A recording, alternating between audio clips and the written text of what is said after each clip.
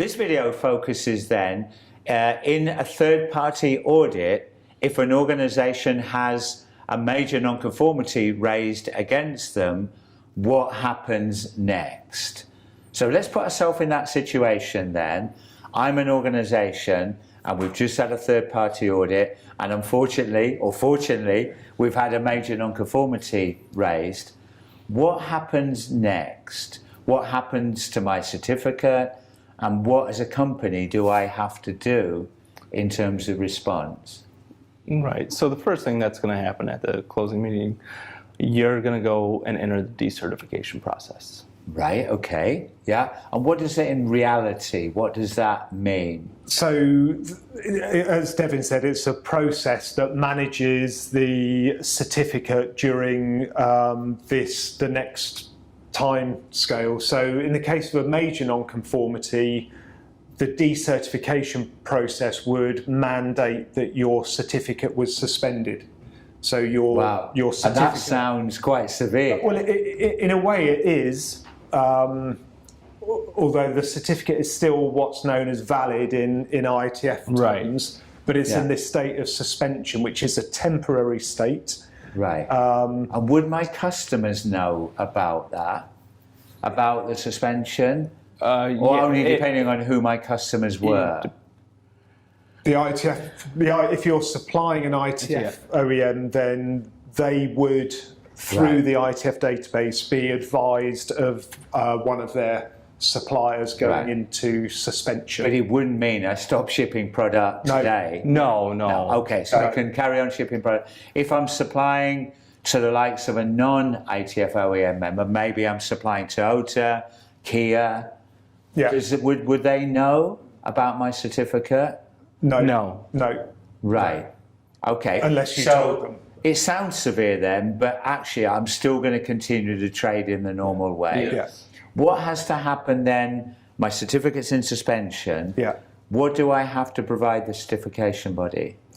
So again, this is all described in the rules. Rules 5th edition describes what happens and the timescales. But essentially, you have to provide information to your certification body within 20 days. Yes. Right. Okay. And if I've read correctly, that would also include the root cause analysis. Yeah, it does. And containment. Yeah. Right. And then will you, if you were the auditor, will you come back to my premises to check how well I've done the action? The auditor will come back to check to make sure that the corrective action was fully implemented. But that doesn't happen until 90 days. Yeah. So within 90 days, they will come back to my site. Yeah. You have, the supplier themselves has 60 days for full corrective action. Okay, so we have the 20-day for the initial response, then I have to respond in 60, then in a maximum of 90, the auditor will come back to my site. No, that 60 range, that's for the CB to accept. Okay, the acceptance has to be in that 60 as so well. if you... So I can't really wait till the 59th day? No, you want... Yeah. Okay, so assume that I've done a very good job, I've taken good systemic corrective action.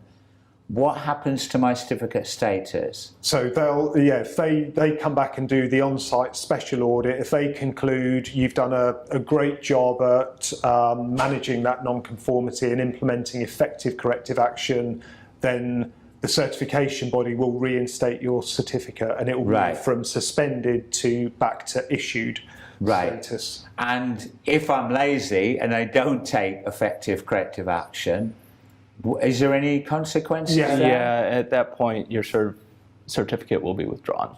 Right. And if I'm correct, there's a number of organisations every year that will have their certificates withdrawn. Yeah. I know in IATF you keep some data on that. Yeah. So I think the really important learning point here for organisations is, particularly in the event of a major non-conformity, it's essential that you take good systemic corrective action to really prevent that problem from happening again, and that you can demonstrate the robustness of the corrective action and the verification when the auditor comes back to your site to verify that implementation. So thank you for your insight to that.